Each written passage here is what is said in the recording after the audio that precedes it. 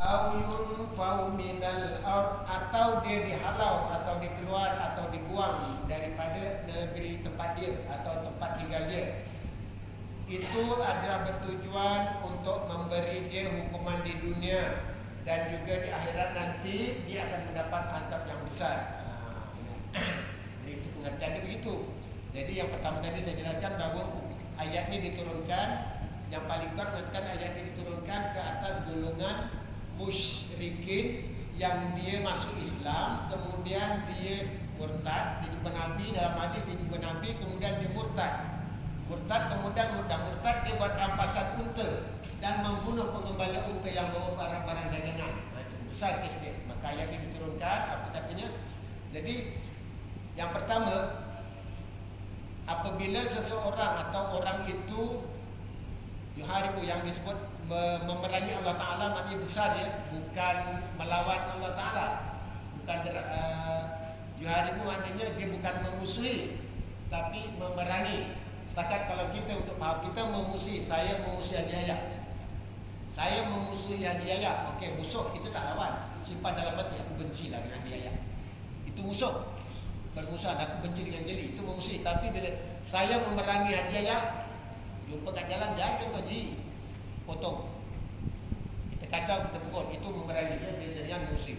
Jadi orang yang memerangi Allah Ta'ala, yang pertama, kalau dia memerangi Allah Ta'ala, dalam tafsir dijelaskan memerangi Allah Ta'ala dengan cara membuat kerosakan di muka bumi. Apa yang dia buat kerosakan? Yang pertama, kesalahan yang ada hukum bunuh dia.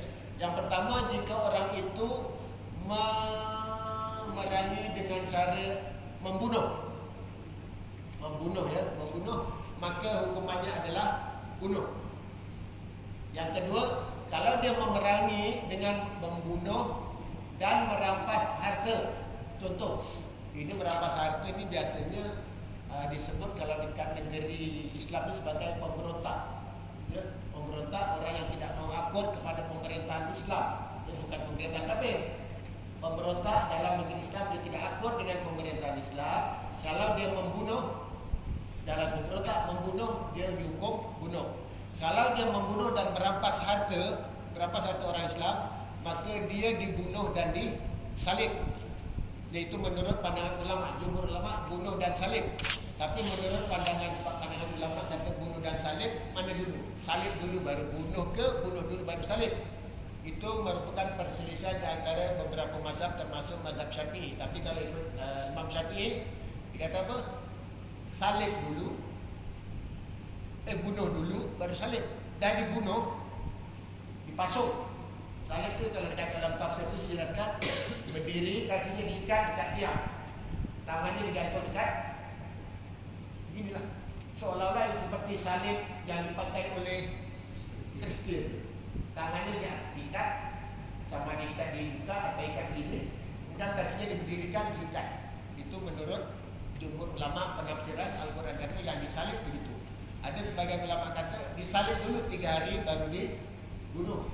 Tak ada salah, tapi yang penting dibunuh dan disalib atau disalib dibunuh benda yang sama. Tinggal lagi mana dulu didulukan. Ya.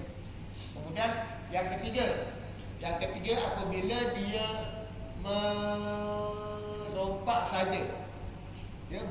saja tanpa dibunuh, tanpa membunuh. Ketika pemberontak ini buat rompakan tapi orang ini tidak dibunuh, maka apabila dia ditangkap, dia hendaklah dipotong bersilang antara tangan kanan dan kaki kiri. Itu kesalahan pertama. Kalau kesalahan kedua, tangan kiri dan kaki kanan tidak dibunuh. Kalau lepas dipotong, dia matilah. Kalau tak mati, hiduplah dia. Itu dalam penerangan hukum hudud dalam kitab tafsir berdasarkan ayat ini. Kemudian yang keempat, bila yang keempat ni kes yang kena hudud oleh Allah Ta'ala, apabila pemberontakan itu dia menutupi jalan atau mengepung atau memutuskan hubungan. Jalan tu kampung dipagar, ditarik supaya tak ada hubungan luar masuk, maka pemberontak itu hendaklah dibuang daerah.